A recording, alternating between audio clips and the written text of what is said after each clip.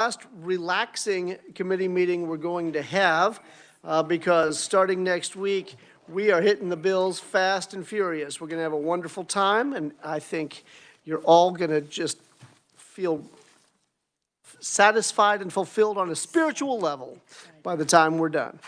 All right, but in the meanwhile, first off, let me make a request for bill introductions. I'm asking for bill requests. I'm requesting bill requests. Do we have any from the committee? Seeing none, how about from the audience? I'll call to the stand, Dan Murray. Welcome to committee. Thank you, Mr. Chair. Dan Murray here with the Kansas Association of Insurance Agents. I apologize to Eileen for being here twice. I introduced this bill actually in the Senate FI&I committee this morning prematurely. It was a House RS number. So this bill amends Chapter 8, which clarifies some language in there that allows for non-admitted carriers to provide insurance to auto dealers. And it is 25 RS 0270. 0270? Yes, sir. All right. Are there any objections to entering it? Seeing none, the Senate would have just been confused by it anyway, so it's best that you should put it here. Thank you very much. All right. Thank you. Will be entered. All right. Also, committee, before we get started, I do want to remind everyone that Friday we have a field trip, so be sure to pack your lunches and wrap your sodas in aluminum foil. That'll be exciting. We're going to be visiting Optum RX at 10 a.m. on Friday. If you don't have directions, if you need a map, we have those available. Talk to Carol. She has them for you in case you can't figure out the navigation system on your phone. But she also has a map for those of us who are old enough to remember what one of those is. All right. Now, for the subject of the day, we have an informational briefing from KDHE regarding the Medicaid MCO procurement process that took place a little bit during last session and then through the summer as well, and it was kind of a drawn-out process. So to give us an update on that, we have Pat Doran from the Department of Administration. Welcome to committee, Pat.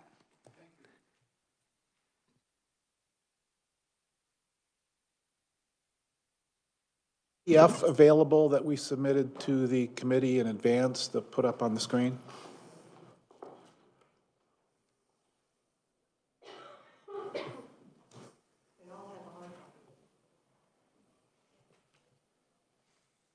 Okay, if you're not able to find it, we do have hard copy. It's also available on the is it S drive? It's also on the S drive for those of you who brought your computers in.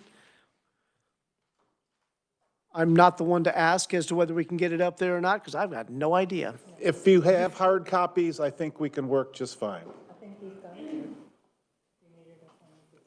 That'd be great.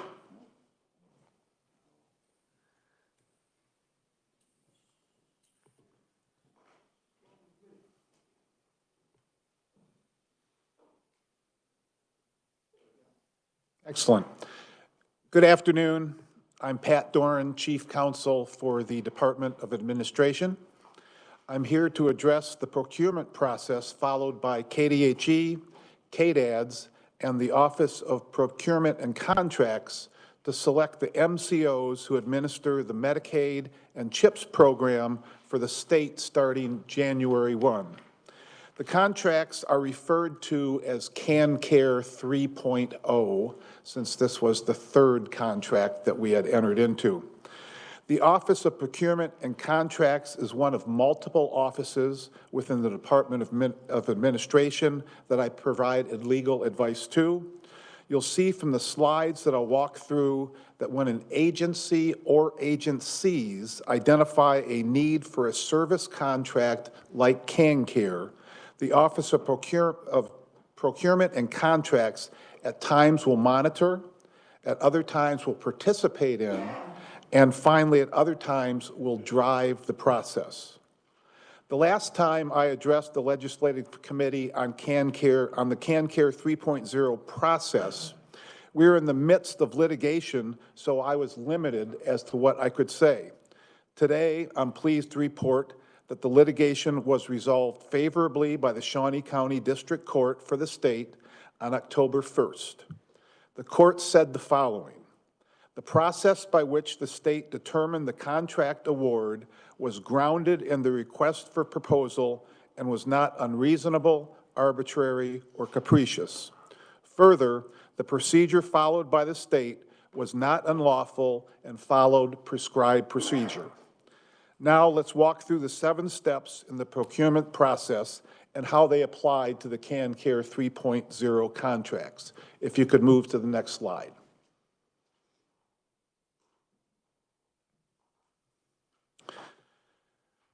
Step 1, need, funding, and identification.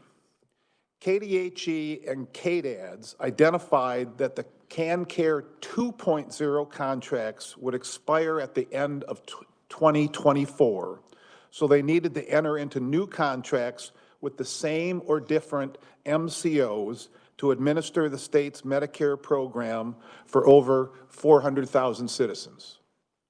Funding would continue to be part federal and part state. As you've likely heard, the contracts are the largest contracts the state enters into, totaling over $4 billion. As part of this first step, KDHE, KDADS, and DCF, who works together with KDADS and KDHE on CanCare, confirmed that the MCO model was still the right way to administer Medicaid for the state of Kansas. Step 2, procurement method selection. Because this was a big services contract where more than cost would determine the selected MCOs, a request for procurement or negotiated procurement process was selected. This was the same procurement method used for the 2 prior CanCare MCO contracts. I'll have a slide coming up that details the negotiated procurement process a bit more. Step 3, solicitation, preparation. This step is basically developing the request for proposal and identifying potential bidders. For CanCare, this step was led by a steering committee comprised of employees from KDADS, KDHE, and Mercer, an outside consultant. The Office of Procurement and Contract would attend meetings to monitor things, but again, this step was driven by the steering committee. From this process, a final request for proposal was prepared by the Office of Procurement and Contracts, where the format, including standard terms and conditions, were driven by the Office of Procurement and Contracts, but the content or specifications was driven by KDHE, KDADS, and Mercer. Step 4, if you can move to the next slide. Solicitation process. After the request for proposal was finalized, it was posted by the Office of Procurement and Contracts on October 2nd. That was followed by a mandatory pre-bid conference on October 16 for all interested bidders, led by the 3 agencies, Mercer, the Office of Procurement and Contracts, and the agency's actuary, Optimus. Also during this time, potential bidders could submit questions that would be answered by subject matter experts through an amendment to the RFP later in November. Step 5, evaluation and negotiation process. This step was again driven primarily by KDHE and KDADS, with the Office of Procurement and Contracts monitoring and participating as needed. Since this was the guts of the process, I'm going to go into a little bit more detail on each step, each element of this step. First, the bid, the RFP that was posted on October 2nd calling for bids, closed on January 4th of 2024. 7 bidders submitted bids. They were United, Sunflower, Healthy Blue, CareSource, Aetna, Molina, and UCare. Those 7 were announced to the public by the Office of Procurement and Contracts. The Office of Procurement and Contracts then processed those bids, separating out the technical proposal from the cost proposal. Each was sealed, a sealed confidential bid, and the Office of Procurement and Contracts then passed along to KDHE and KDADS the technical proposals. The RFP said the 7 bids would be evaluated on a 3-phase process: a review of mandatory requirements, a review of technical proposals, and a review of cost proposals. KDHE and the Office of Procurement and Contracts determined all 7 bidders met the mandatory requirements. Prior to the technical evaluation process, Mercer provided training on that process on January 11 to 4 committees made up of 5 KDHE and KDADS staff. The technical evaluations of the proposals then took place from January to the end of March. The technical evaluations consisted of individual and consensus reviews of each bidder's answers to 36 technical questions in 7 topic areas. The answers were rated and scored on a maximum 1,000-point scale, with the committees noting strengths and weaknesses of the bidder's answers along with determining scores. Based on the technical evaluations that were facilitated by Mercer, a report of over 1,000 pages was submitted to the Procurement Negotiating Committee. The Procurement Negotiating Committees consisted of the secretaries of KDHE and KDADS and a representative from the Office of Procurement and Contracts. Based on that report, the Procurement Negotiating Committee recommended that the cost proposal for 5 of the 7 bidders be released by the Office of Procurement and Contracts. Based on the cost proposals and answers submitted by the 5 bidders to follow-up questions from the Procurement Negotiating Committee and the Office of Procurement and Contracts, 4 of the 5 bidders were asked to attend face-to-face meetings with the Procurement Negotiating Committee on April 29th to 30th. Based on that 3-phase evaluation, now we're on to step 6, award and protest process.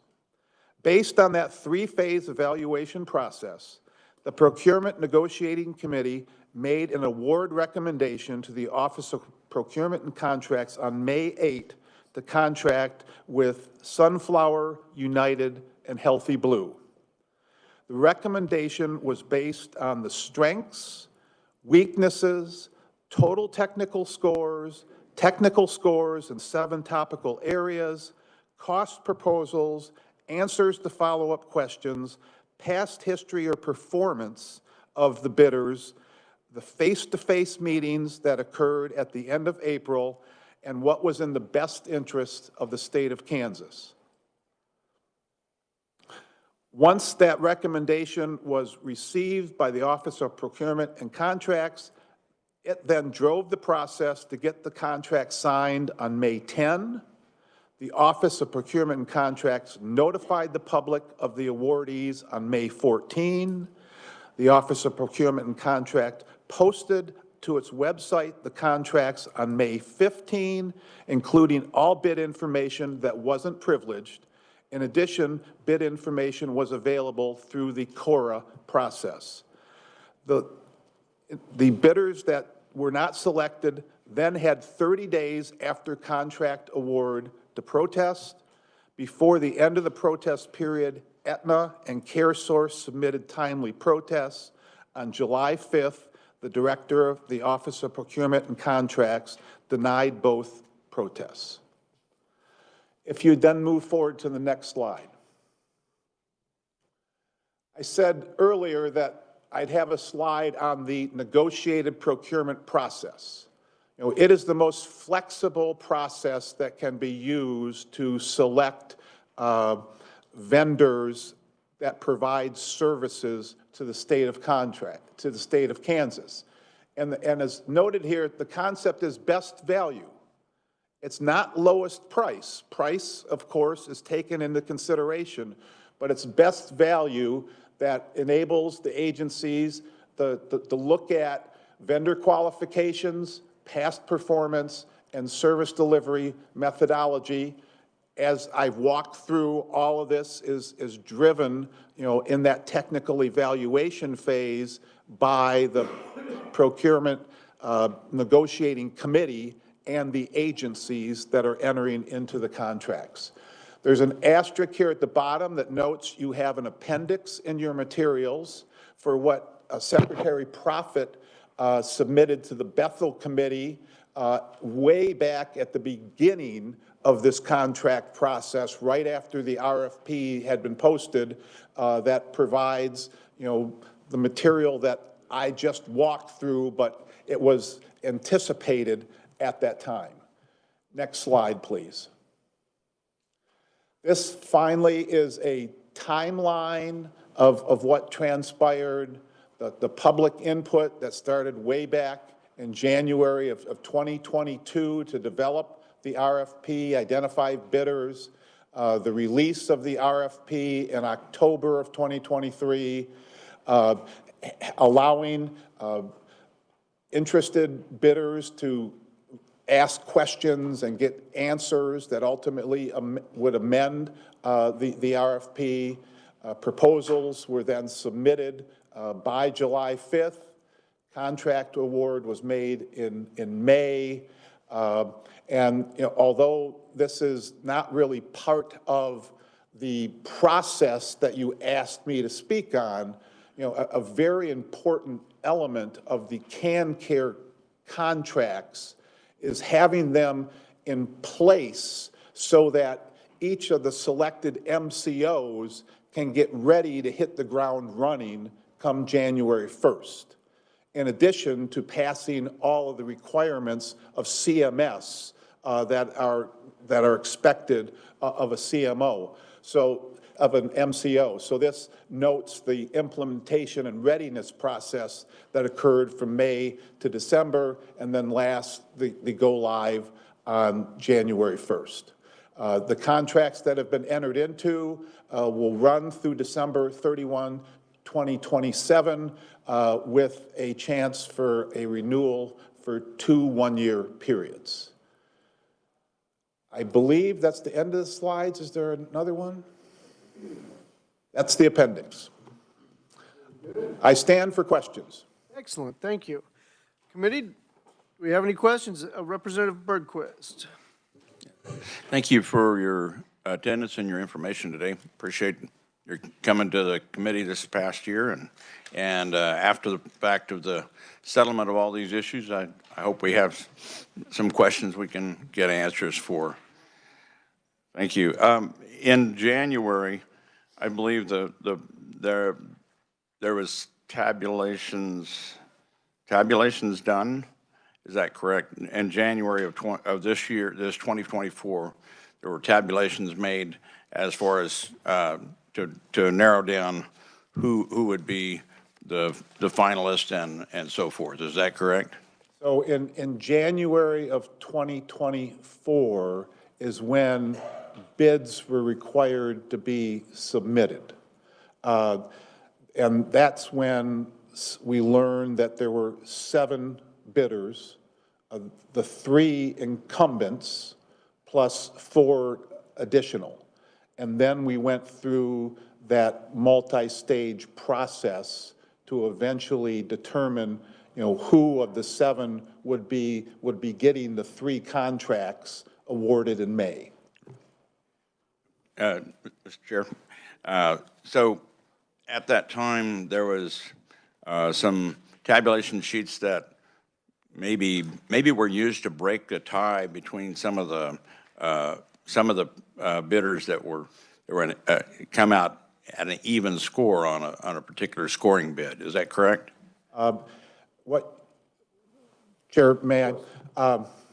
I'm not well-versed on the parliamentary procedure, so I don't want to step on anyone's toes. I'll try to do better after. I reviewed the technical proposal evaluation process. And that's the process that involved 4 committees made up of individuals from KDHE and KDADS. And to assist them in that evaluation process, they used a scoring approach where the 36 technical questions would be scored. And as I said, the maximum score you could get would be 1,000 points. And the result of that process is, Sunflower, an incumbent, came in with the highest point total. United, another incumbent, came in with the second highest point total. And then Aetna, another incumbent at the time, and Healthy Blue were tied at 522 points.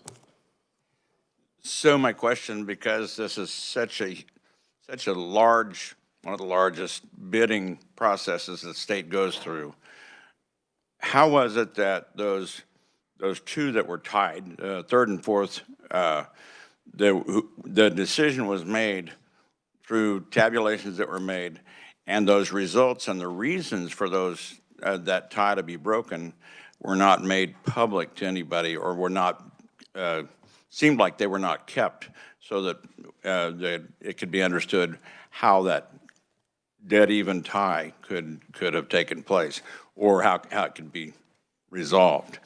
Is there an answer to why those tabulations that were made in that group were disposed of and not accounted for in that process? You understand my question? I do. Okay, thank you. Absolutely, Mr. Chair. There was one set of documents that were disposed of. As I mentioned, the technical evaluation consisted of individual committee member evaluations, followed by a consensus evaluation process. And the RFP said it was that consensus review which would drive the determination of those totals. Those individual evaluations, which the committee members brought into the consensus evaluation process, were not kept. Excuse me.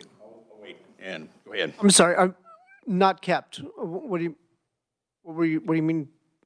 They were destroyed. All right. Let's put a pin in that. Representative Berquist, do you have more? That's all I have for now. Okay. Representative Proctor. Thank you, Mr. Chairman. Thank you for being here today. I've got a couple questions, if I could, Mr. Chair. So the first one, things like benefits levels, service wait times, backlog, things like that. Is that when they bid, when these different companies bid to be the provider, is that, do we give them a minimum, like you have to be able to meet this standard, or are they bidding like we will get things done in X amount of time, or we will reimburse at such and such a level, or whatever? Mr. Chair, the bid answered the 36 technical questions, and those questions related to topics like that. So how they would answer a question on a topic like you raise would be weighed by the committees, and both individually, by the individual committee members, and through the consensus process. RFP doesn't contain like, this is the minimum standard that you have to meet to be a qualified bidder. Well, again, it was a three-phase process. There were mandatory requirements that had to be met. There were the evaluation of the technical proposal and then the evaluation of the cost proposal. If you did not meet the mandatory requirements, you didn't move on the stage two. Everyone did. And that, I'm sorry, Mr. Chair, that's the nugget I'm trying to get at. What are in the mandatory requirements and what are up to the discretion of each bidder to say, I can do it this fast, I can do it that fast, or whatever? That's what I'm trying to get at. And if you need to get into that level of specificity, I need to ask Christine Osterland, who's supposed to be available remotely, to provide more detail on that. As I shared with you before, the specifications for what were needed by KDHE and KDADS that were set forth in the RFP were determined by KDADS, KDHE, and Mercer, their consultant. This is the final one, Mr. Chair, if you indulge. And I'll let her answer here in just a second, but one of the bidders was the incumbent, or the company that was already managing this program. Was their past performance incorporated into the evaluation process, like how well they had met the metrics, how well they had met the mandatory requirements, how well they had met what they said they would do in the last time that they were awarded the program? And all three incumbents bid. So it wasn't just one, it was all three of the CAN Care 2.0 incumbents. And the past performance of any incumbent, as I set forth in the slide on the negotiated procurement process, was considered in the holistic analysis done by the procurement negotiating committee. So, their performance over the prior 5-year period, their performance when they attended the one-on-one meetings in April and answered additional questions from the procurement negotiating committee was considered, and the performance both good and bad. Thank you, Mr. Chairman. Thank you. All right, Representative Williams. Thank you, Mr. Chair. So you said there was one set of documents that were disposed of. Can you again clarify, was this set of documents the set that would have delineated the ratings or notes for the tie between Aetna and the Healthy Blue? No, no, they would not. The RFP said the scoring was based upon the consensus scoring process, not the individual scores of the members of the committee. Each committee, first prepared themselves by preparing their individual notes, and then went into a consensus process and determined on behalf of the entire committee what would be the score for each bidder on the 36 technical questions. So the RFP said it was the consensus score that drove the technical evaluation process. Okay, so in all of that, I'm still not clear. What set of documents was actually disposed of? Each individual committee member was asked in advance of the consensus scoring process to review the answers submitted by bidders, for the questions assigned to that committee. So let's say you were on one of the committees. You would review the questions assigned to your committee, and for each of the bidders, then assign what you think is the appropriate score and what you thought were the strengths and weaknesses of the answer.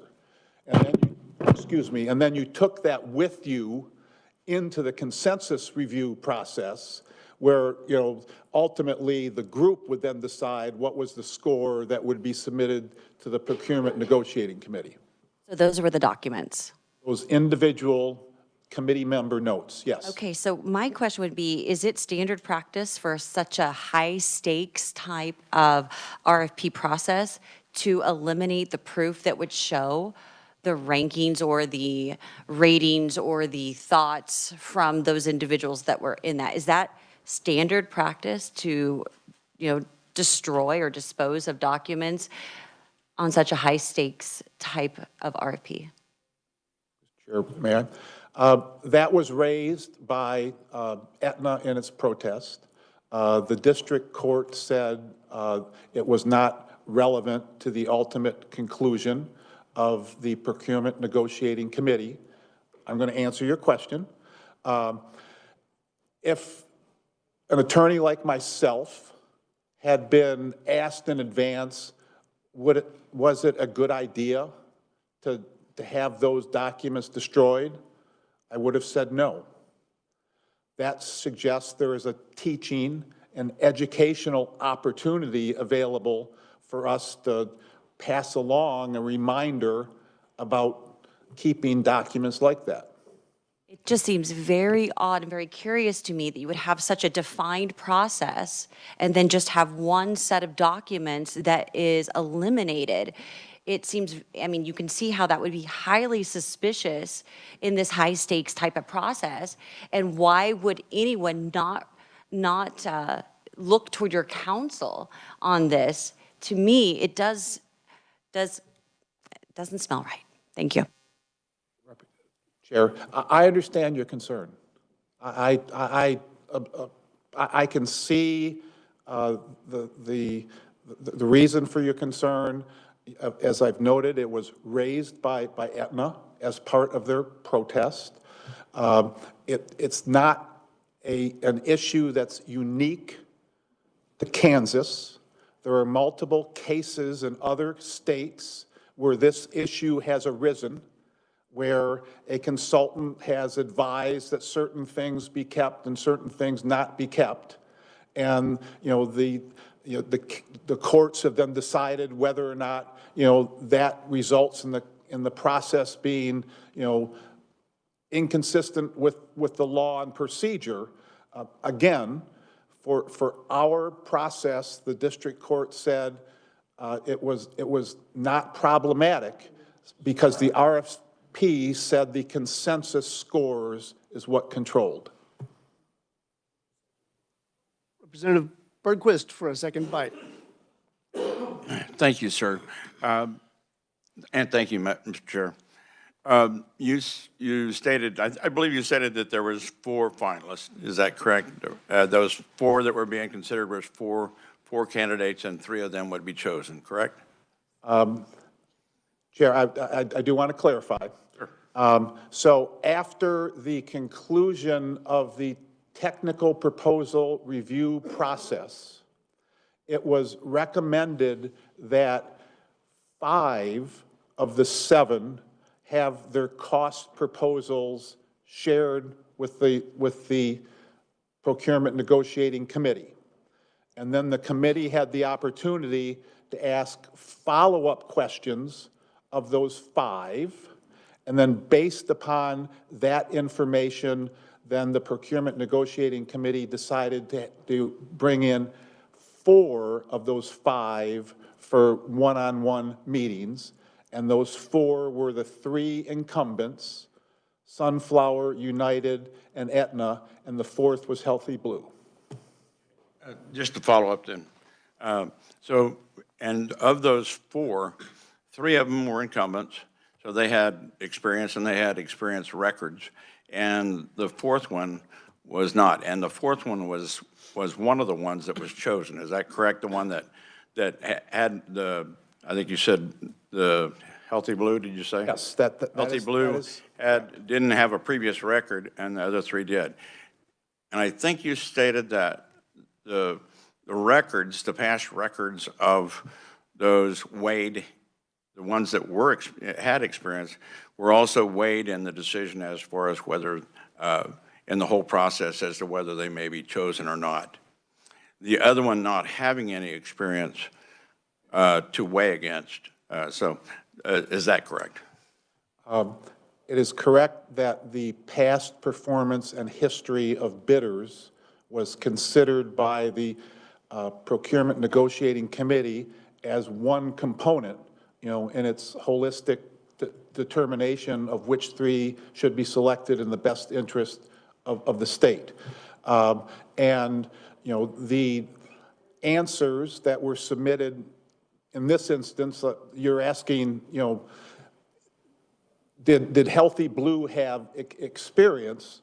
That the Procurement Negotiating Committee determined, where they stood on that based upon the answers that they provided to the technical questions. Thank you, sir.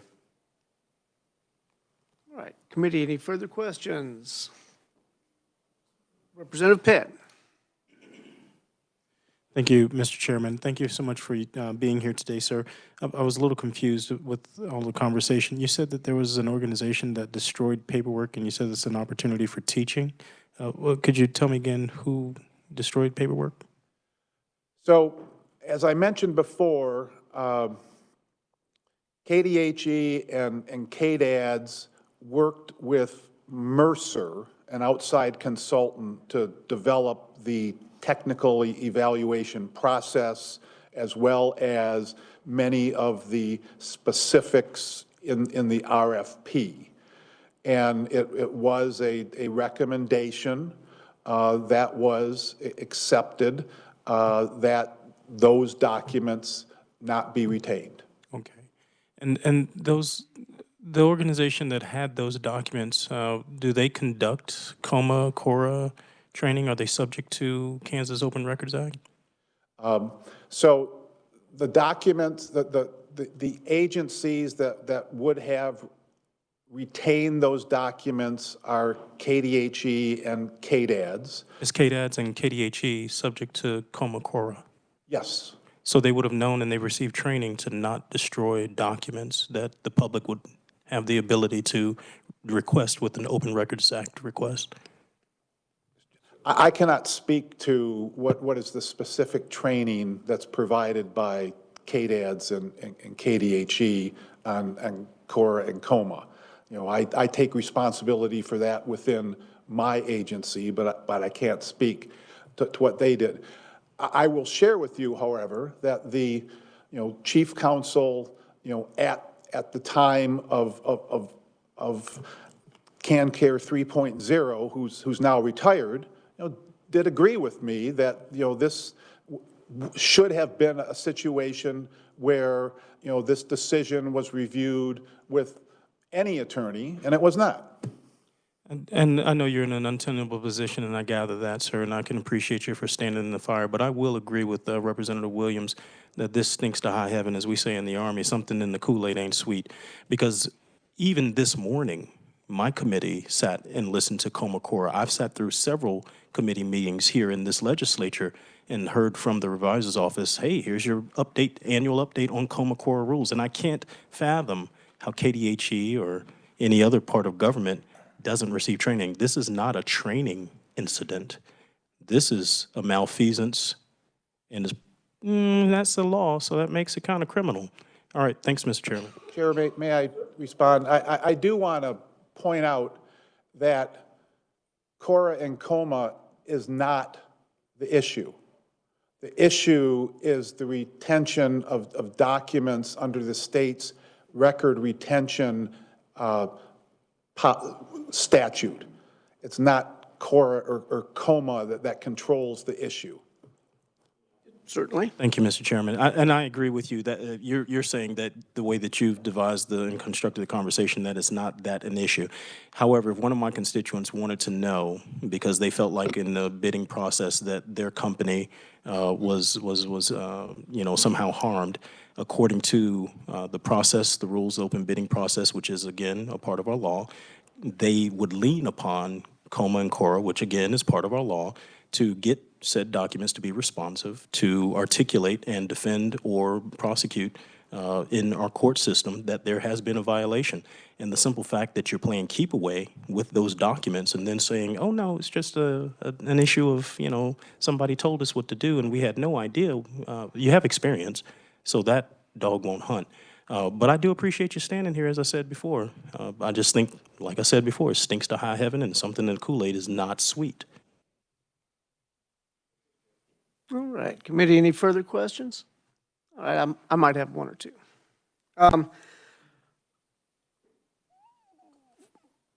going to come back to the $4 billion learning opportunity because I'm still a little steamed up on that one, all right? I'll come back. First off, tell me about Mercer. They seem to have had a rather powerful role in this whole procurement process. Where did they come from? How did we choose them? What did we pay them? They were retained by KDHE and KDADS. I need to defer to Christine to, share whatever the amount is and, exactly where they came from. My understanding is they also had a role in the CanCare 2.0 process. But again, Pat, I defer to Christine. yeah. Christine, Yeah, and who's interrupting Pat, in my committee? Hold on. When you're recognized, then we can answer. Although I do have a question, Christine, were you? I will recognize you now. Were you the Medicaid director when the decision to hire Mercer was made? no, I was not. Who was The that? switch, Sarah Fertig was Medicaid director. So as the procurement was being released at the beginning of October of, get my years right, 2023, that's when Sarah left KDHE, and then I became interim Medicaid director and then official Medicaid director following that. I gotcha. Now, I already know the answer, but for the good of the committee, where did Sarah Fertig go? Blue Cross and Blue Shield. That's what I thought. All right, thank you. As far as the destruction of maybe public documents, obviously Cora can't be employed when documents are already destroyed, but at least we can call them the show your work portion of the test. Whose idea was that to destroy those, and when was that decision made? So, Mr. Chairman, the evaluation process was determined prior to the release of the RFP, and it was presented to what we call the Executive Oversight Committee, which Mr. Doran referenced. So it would have been, I don't have an exact date, but it would have been late summer, very early fall of 2023. Okay, and the decision at that time was made to destroy these documents prior to the awarding of the contract, and council was aware of that? No, this did not go. My understanding is this, and again, this is a delicate because there was a switch and my role was very different prior to me becoming Medicaid director. I don't know that every decision.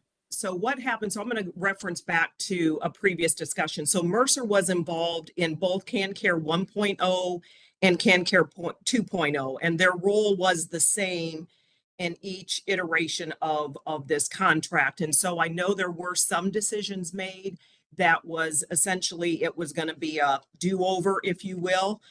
So the process around individual evaluators and consensus committee and some of these processes were the same as previous procurement. So again, I don't know that every decision was fully vetted, and I think that's what Mr. Dorn was referencing, is that was probably best practice, is not just thinking that everything that you did last time was probably, what should be done this time, that every decision should probably be reevaluated and run by, general counsel, again, fully understand the point that these are very, very large contracts. And so, it's a good opportunity when you start a new procurement process to kind of rehash everything you did last time and say good, bad, indifferent, keep, throw out, change.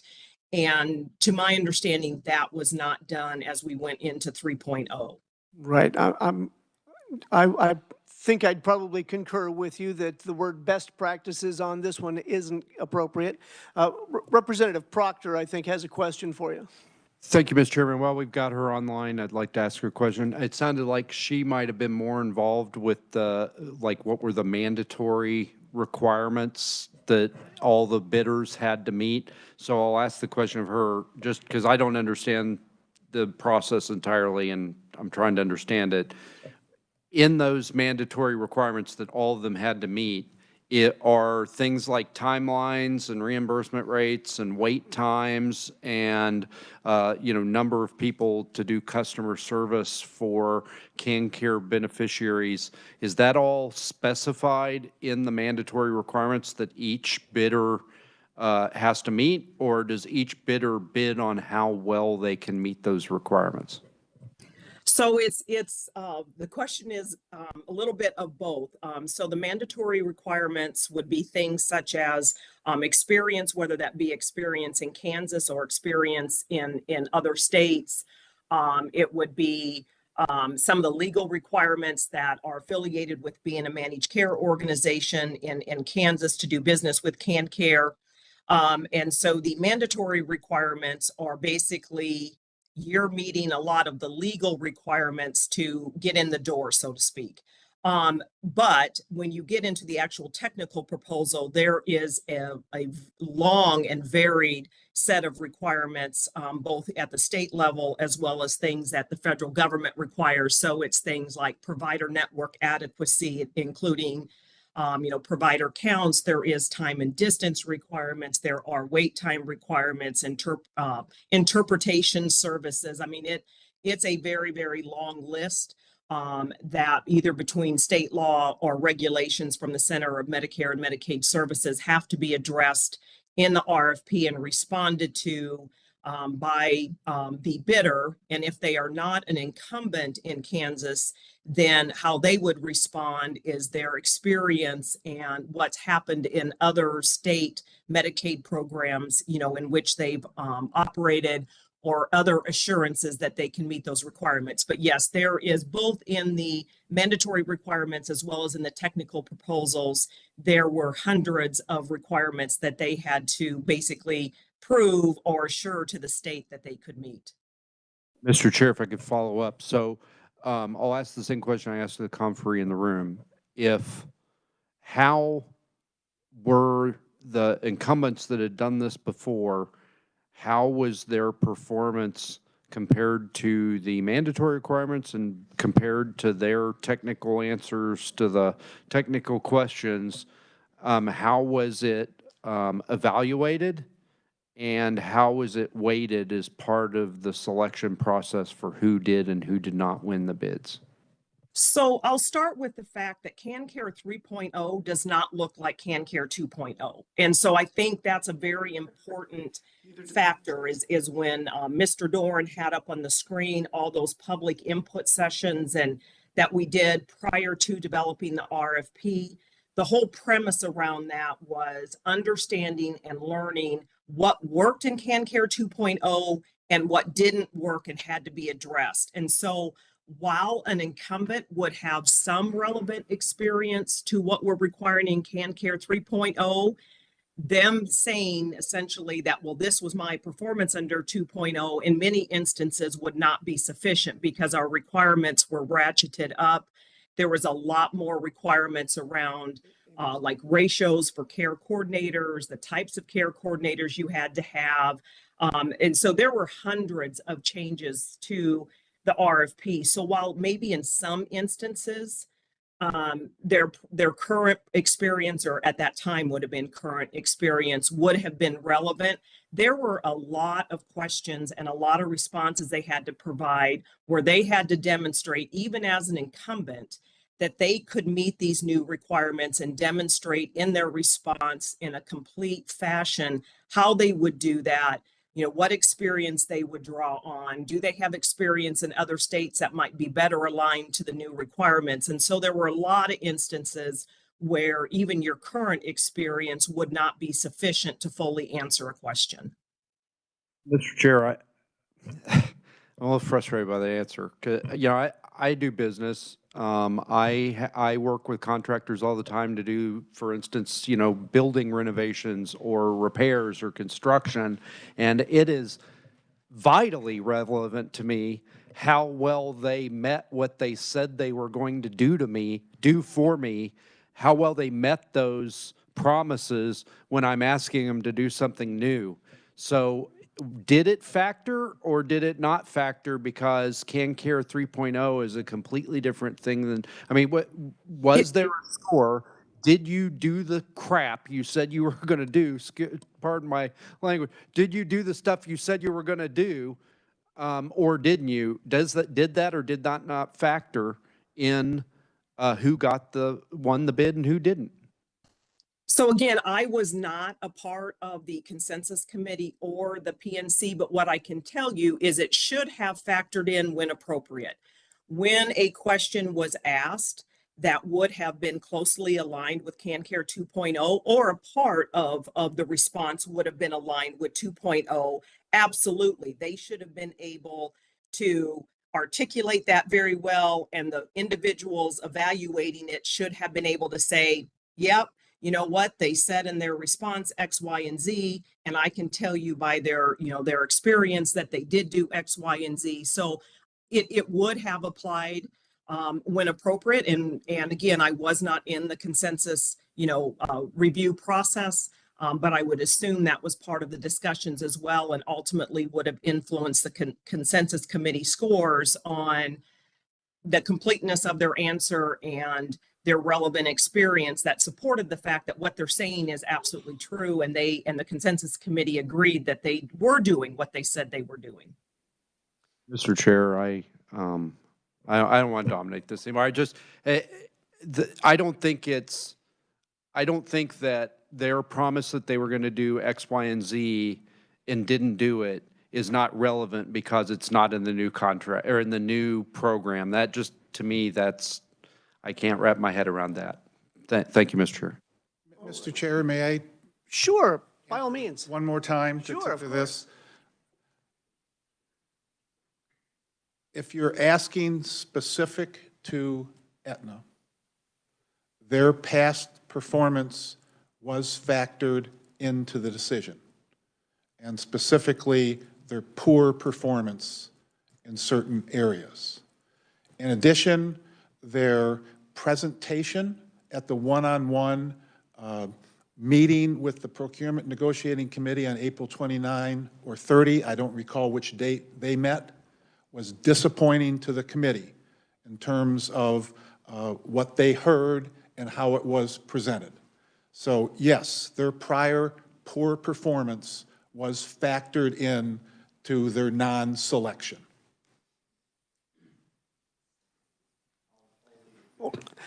And thank you for the answer. Where would we find that in the scoring? Where would that show up? If you read the court opinion, it shows up in the notes that were taken by the secretaries as part of the Procurement Negotiating Committee meetings. It showed up in the strengths and weaknesses that were part of that scoring process. Remember, there were 3 things that came out of that technical evaluation: a total score, and then a recognition of the strengths and weaknesses of each bidder's responses to the technical questions. So also in those strengths and weaknesses, you will find references to disappointment with Aetna's performance. All right, very good. Representative Tarwater, a new voice into the mix. Yeah, thanks for having me, Mr. Chairman. I had a follow-up question on the whole CanCare 2.0 versus 3.0. It's my understanding that it wasn't just some of the procedures that changed and how you do things. It was also coverage. Can you tell me how much the coverage changed what we're covering today versus what we were covering a year ago? Yes, so, Mr. Chair, I need to defer to Christine on Very- that question. Very good. Ms. Osterland, would you care to answer that question, please? sure, I would. Thank you, Mr. Chair. So yeah, there were some coverage changes from CanCare 2.0 to 3.0. Probably most notably was the 12 months continuous eligibility for pregnant women.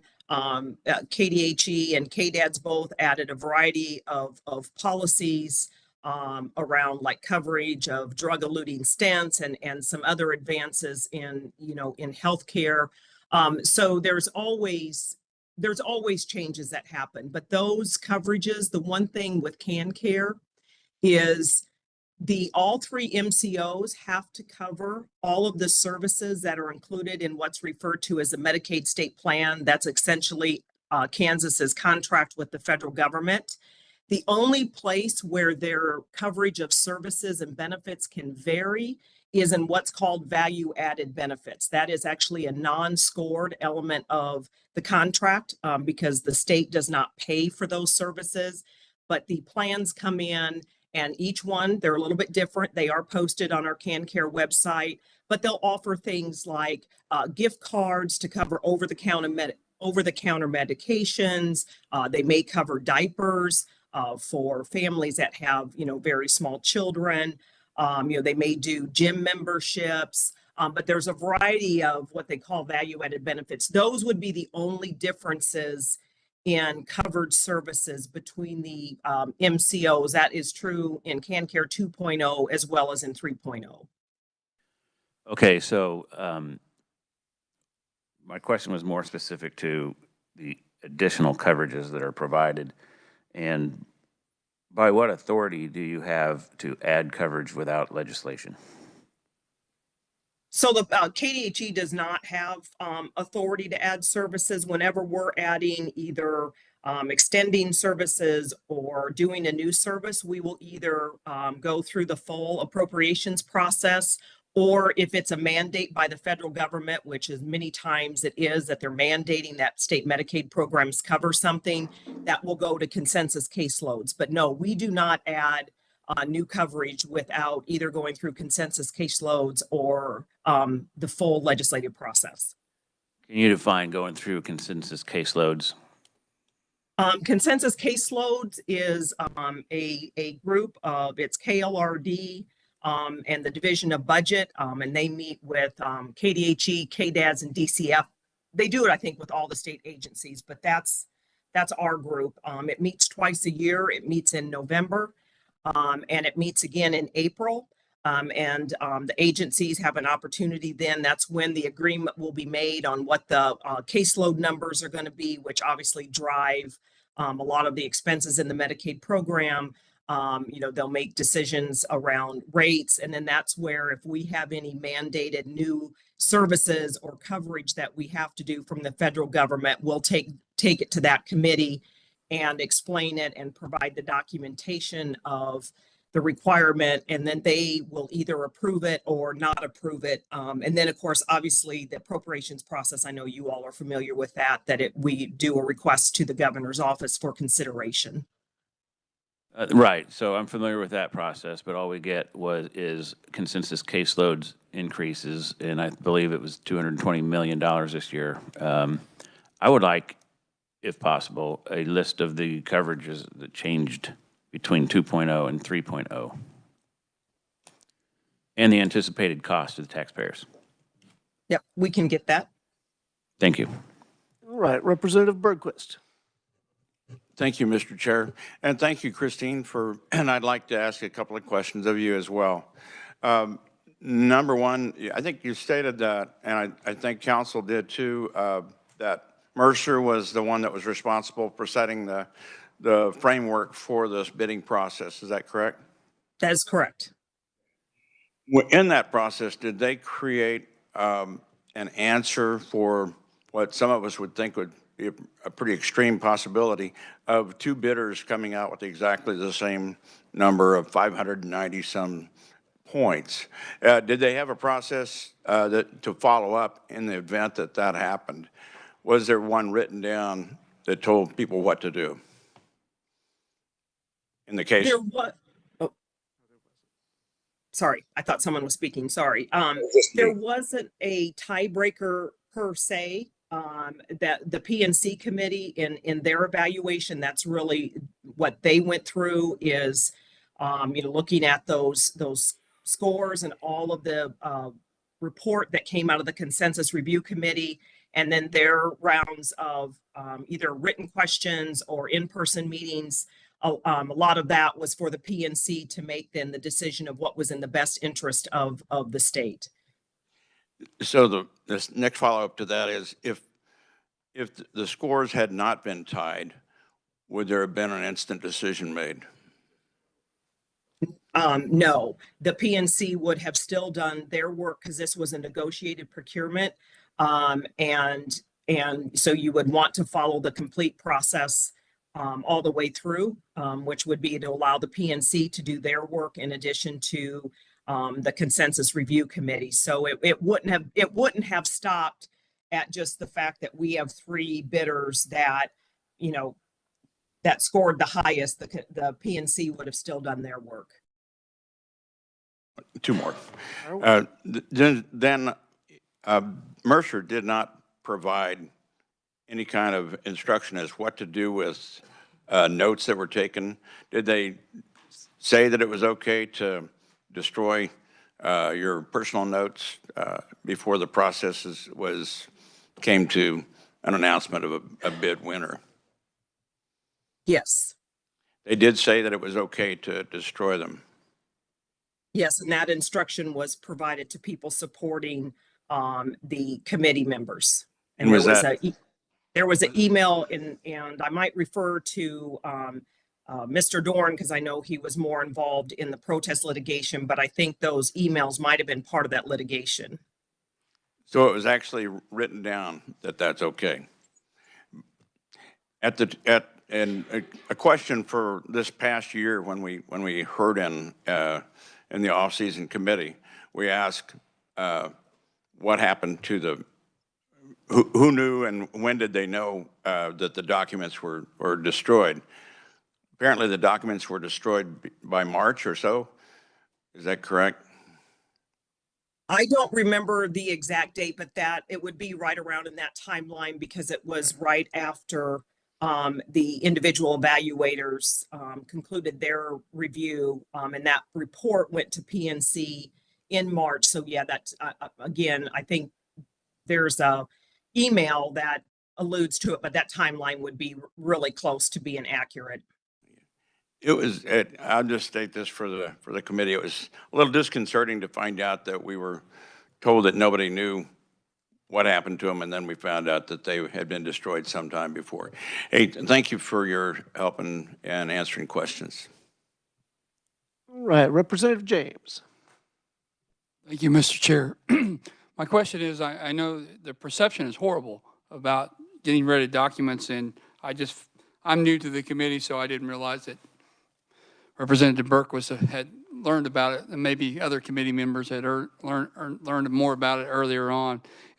Was there an internal investigation done by the state or the federal government that says that you are good to go? It was okay to just throw stuff away, other than I know the district judge you said ruled on it. And is there any civil litigation from the unhappy bidders that just didn't win the contract? Now they're unhappy, because that will obviously will cost the taxpayers a lot of money. So the protest process, which says within 30 days of the contract award, you must, submit a protest, that was the first step followed by Aetna when their protest was denied by the Director of Procurement and Contracts. They then followed suit in district court, and the documentation was one of their issues. And as I stated before, the court determined that how those documents were handled was not determinative of whether our procedures were correct, because the consensus review process is what drove the decision. That was a district court judge or somebody that ruled on that? Yes. So is there, Mr. Chair, maybe you know, or somebody in this room knows, when we have problems like this, is it an attorney general issue that could be investigated on this? Or is it just goes by the wayside? That's my question. Thank you. All right, we'll have another discussion on this one, don't worry. Representative Proctor. Oh, fire away, yes. There was not an internal investigation done by the Department of Administration. I'm not aware that there was one done by KDADS or KDHE either. There simply was the investigation of the facts as part of the case to determine, when was this, recommendation made that was accepted to get rid of those documents, and then how did we get there? And, that has resulted in individuals like me saying there should have been attorneys involved in that decision point and possibly others.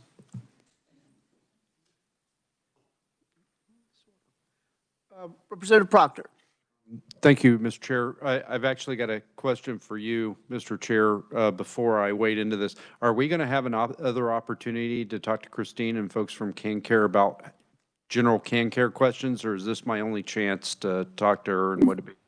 I think we can probably arrange that, but I'd really rather stay on the topic here rather than going out into. Because I hope we do that, because I've got several CanCare beneficiaries that have asked me to ask some pointed questions, and I would like an opportunity to do that, but I'll defer now, Mr. Chair.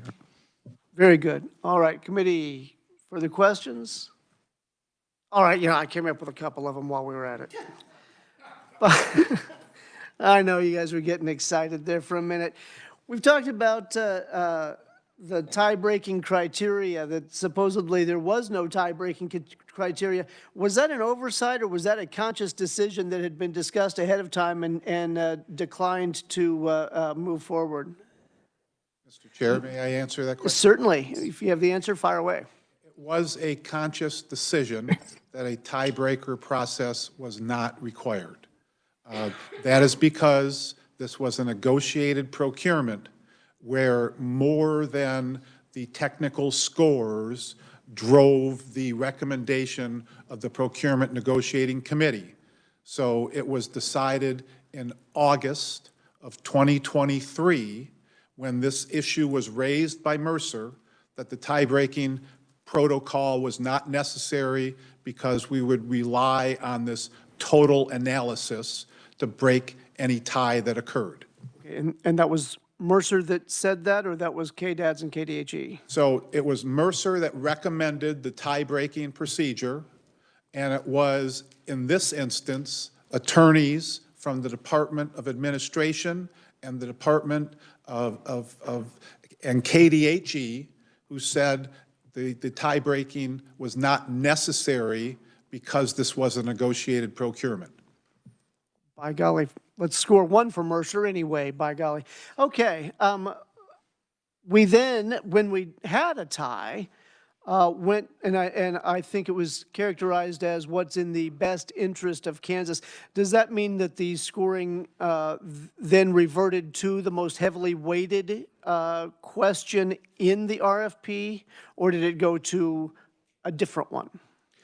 So the analysis that was shared by the Procurement Negotiating Committee, did compare Aetna to Healthy Blue, looked at how they scored in the 7 topical areas, noted that Healthy Blue scored higher in 5 of the 7 topical areas, noted that in the area of provider network, that the Procurement Negotiating Committee felt was an important, element of CanCare 3.0, that Healthy Blue provided a better answer regarding provider network.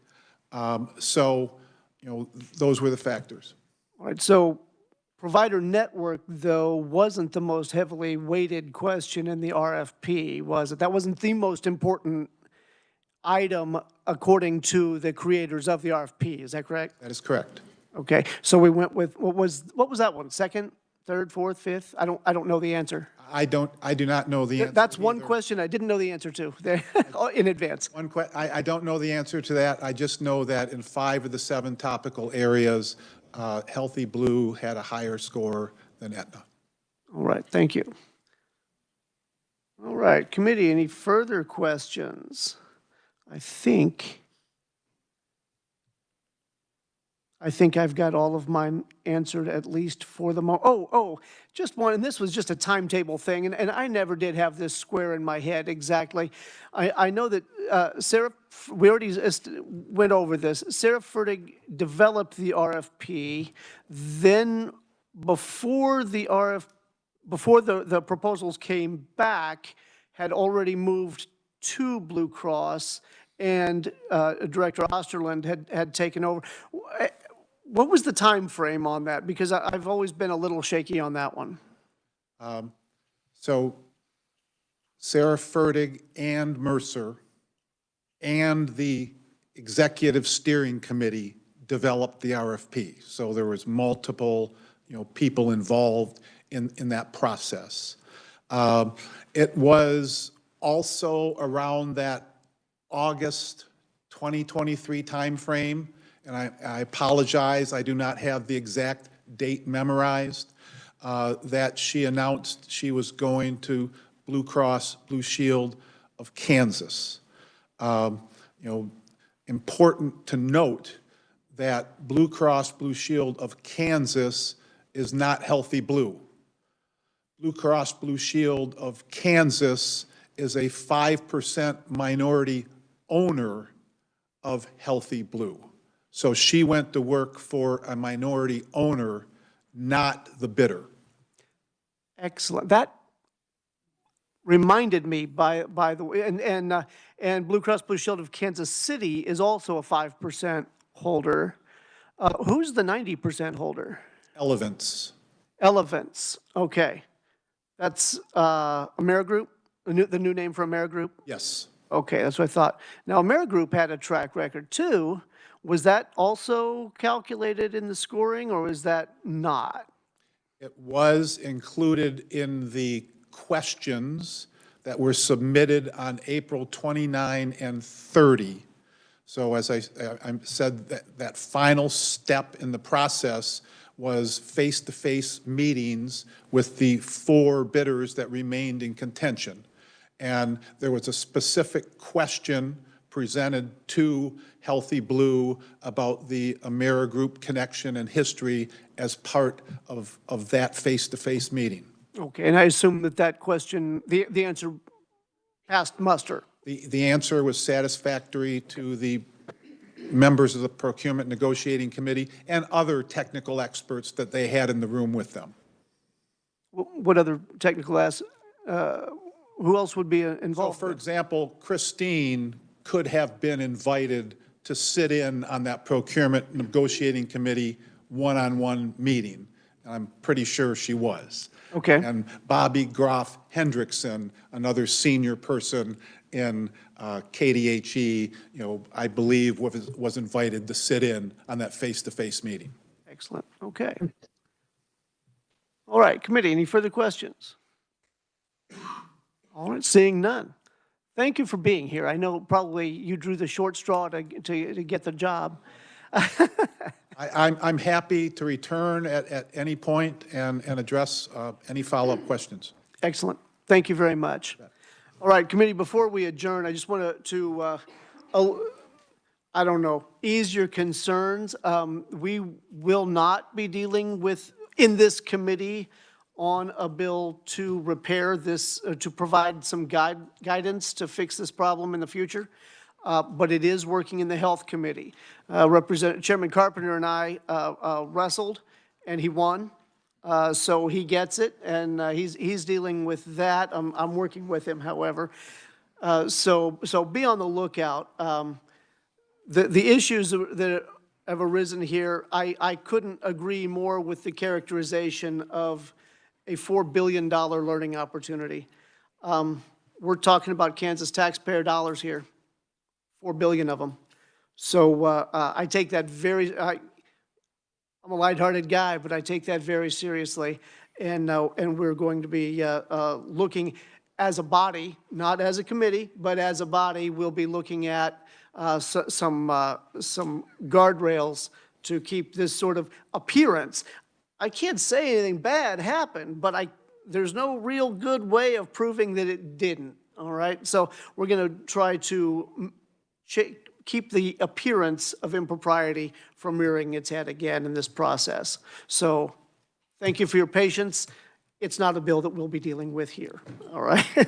But if we still have the sign-up sheet for our field trip to Optum.